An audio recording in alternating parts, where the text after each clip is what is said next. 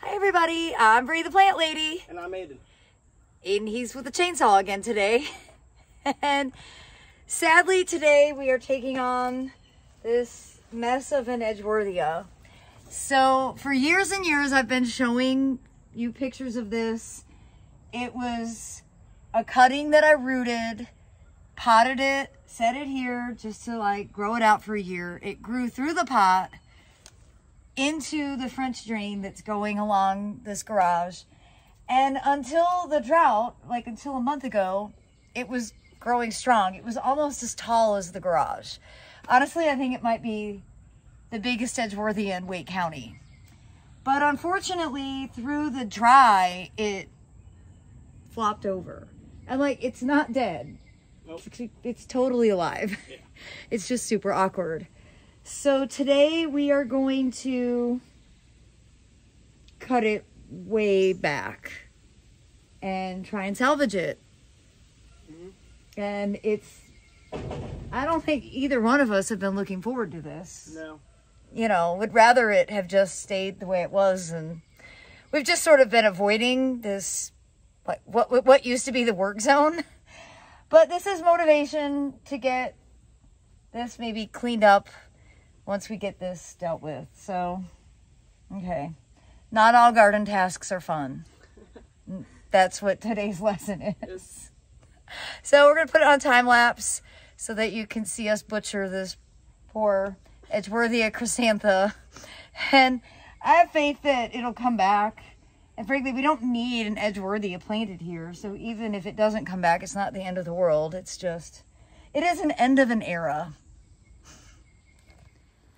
And just one last close up so you can see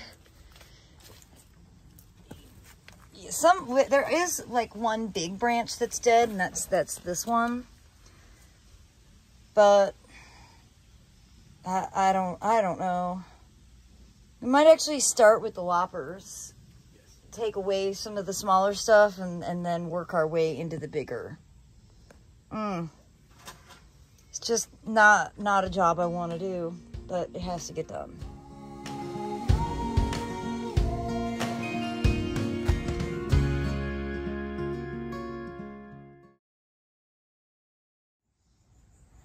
Well, we didn't even need the chainsaw. I know. The really interesting thing is it rotted. That's actually what caused the giant flop, which frequently happens on Edgeworthia. And I think we have a few more rotten pieces here. See, they just twist right off. Just like that. They're rotten.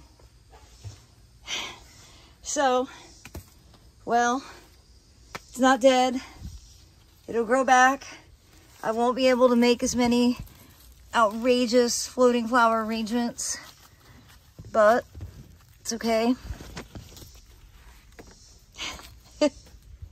And look, we can access all of our comfort junk.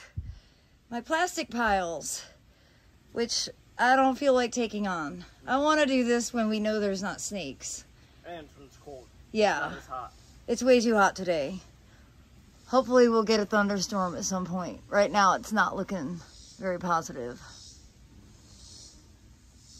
And since the Edgeworthia was so easy to cut, we decided we'd go ahead and spend just a little time trying to trim up this Salix. Just a classic example of wrong plant, wrong place.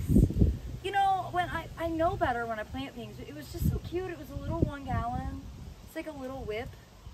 And, well, it needs some pruning. Yeah.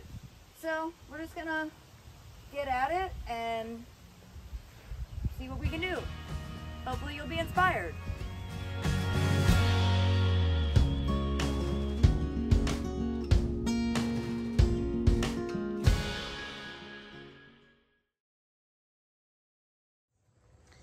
Well, I hope you agree that it looks like we've successfully tamed the Salix.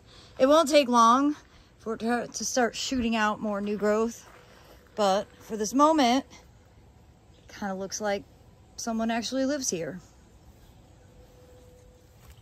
And while we were doing some cutbacks over here on these native perennials, notice the first saddleback of the season. And if you're not familiar with this caterpillar, you should pay attention because their sting is extremely painful. I mean, like, it feels like you've been electrocuted. And as you can see, it's munching on this Turk's cap. So I am going to go ahead and deal with it because it is a pest. I don't know.